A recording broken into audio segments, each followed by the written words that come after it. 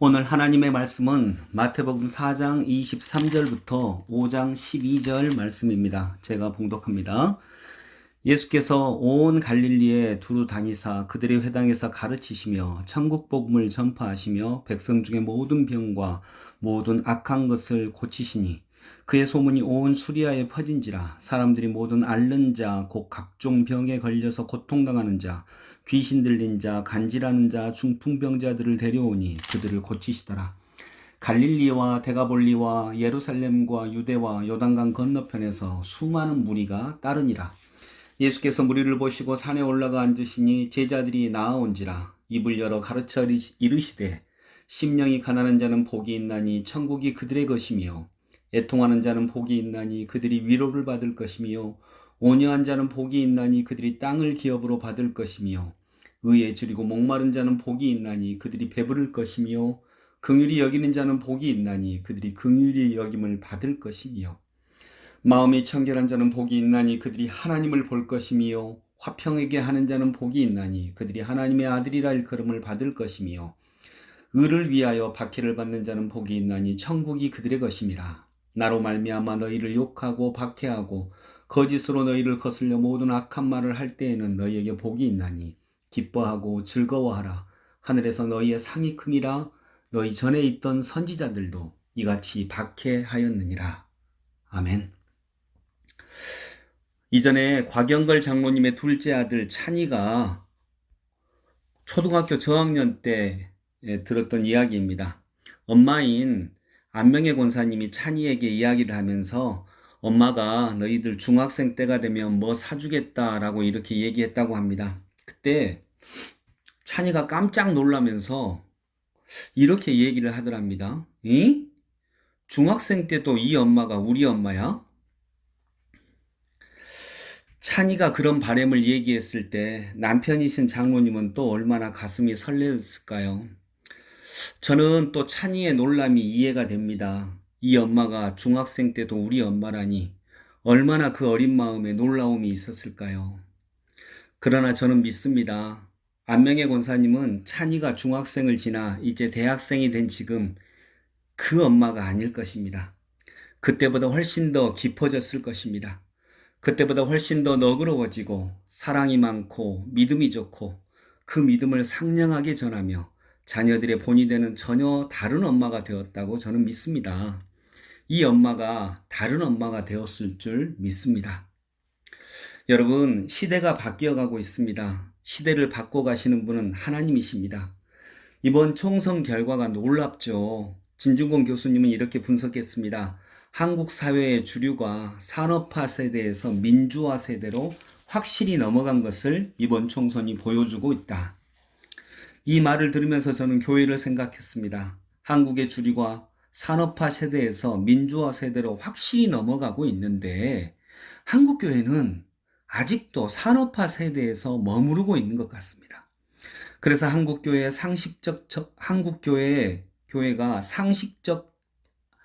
한국 사회의 상식적 정서와 전혀 다른 이야기를 하고 있는 교회가 얼마나 많은지요.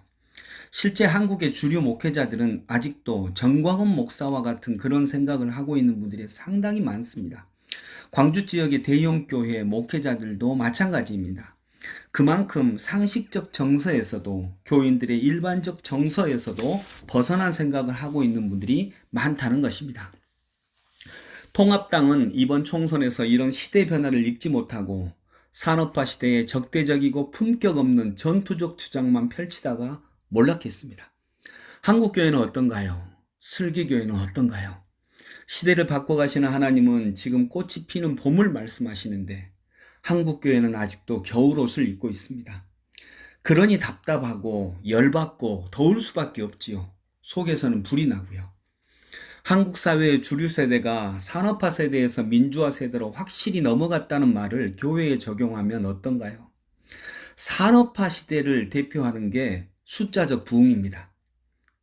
하나님은 이 시대를 부흥 중심에서 진리 중심으로 변화시키고 계십니다.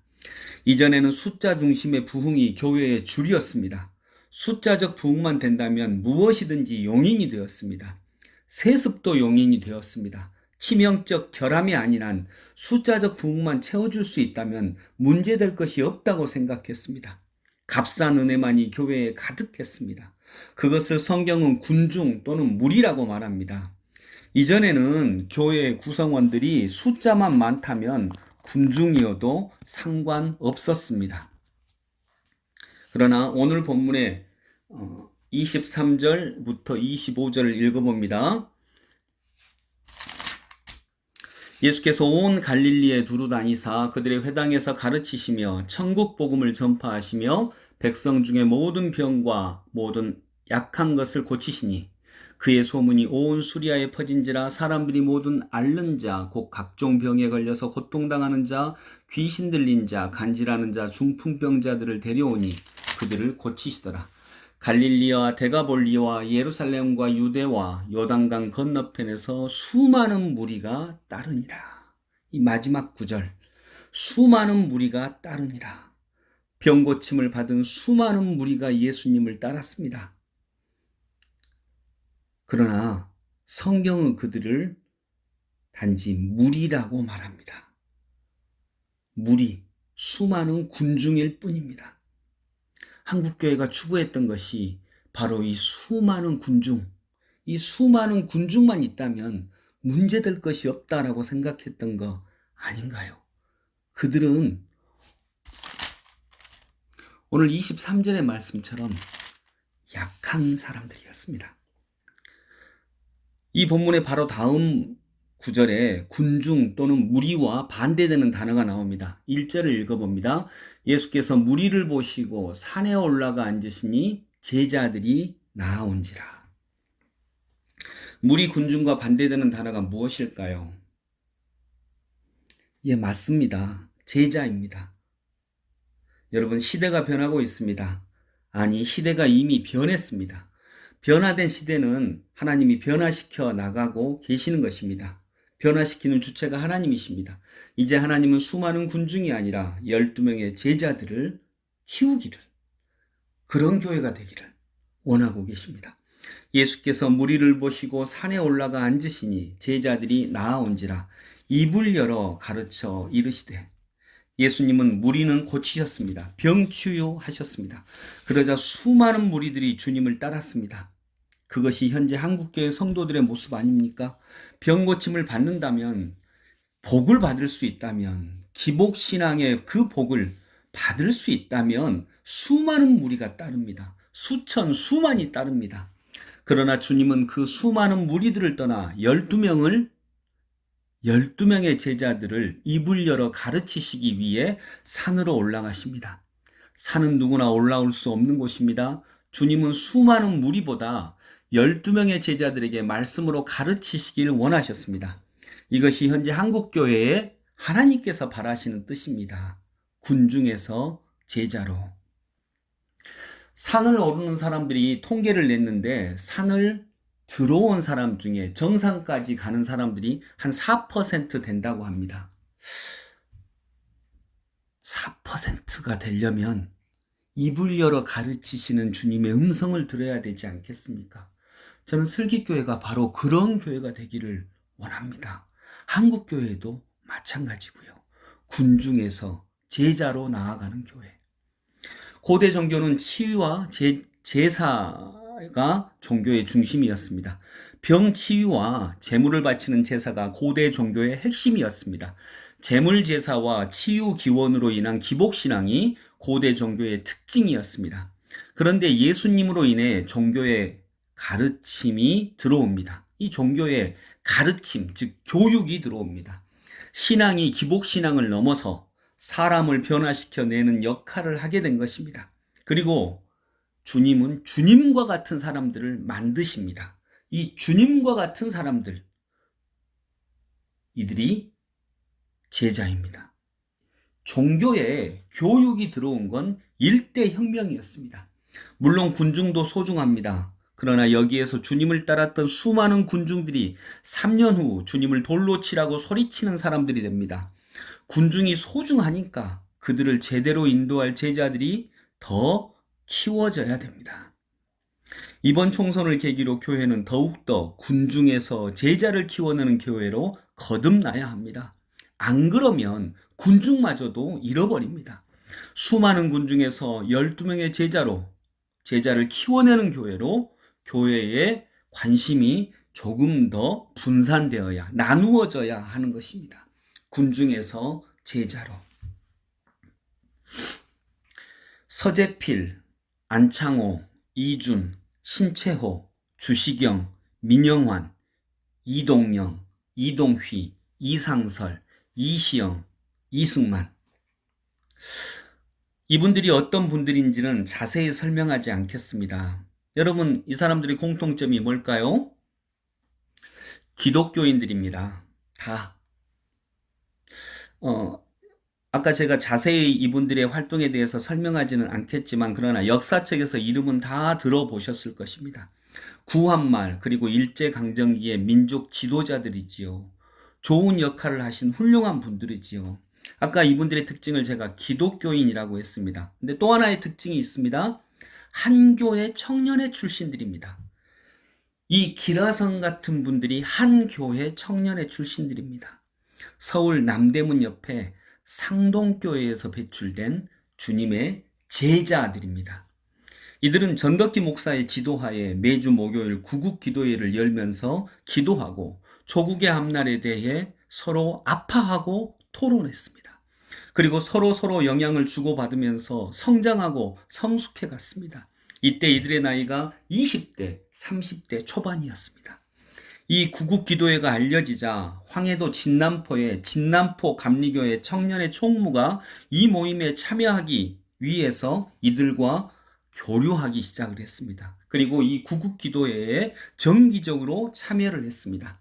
여러분, 이 진남포 감리교회 청년의 총무를 아십니까?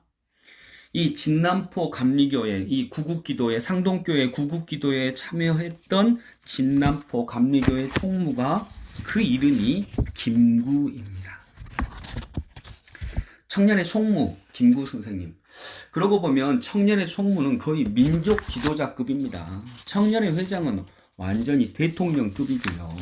정말 그렇게 되어야 하지 않겠습니까? 여러분, 아까 말씀드린 그 이름 중 이동희 선생이 전도사가 되어 만주로 파송되고 명동교회를 개척합니다. 그리고 이 이동희 전도사님이 제자들을 길러냅니다. 이 제자, 이들이 길러낸 제자, 전덕기, 예수님의 제자인 전덕기 목사님의 제자, 그 제자였던 이동희 선생이 길러낸 또 다른 제자들의 이름 제가 불러드리겠습니다. 명동교회 제자들의 이름 윤동주, 김재준, 강원룡, 장준하, 문익환, 문동환, 나운규 등. 저는 이런 내용의 책을 읽다가 울었습니다. 눈물이 났습니다. 복음은 이런 분들을 길러내는 능력인데, 이런 제자들을 길러내는 능력을 가진 게 복음인데, 아까 명동교회 출신들을 제외하고 제가 읽어드린 상동교회 청년의 멤버가 딱 12명입니다. 물론 이들 외에도 있었겠죠. 그러나 제가 읽어드린 명단이 12명입니다. 제자들의 숫자입니다.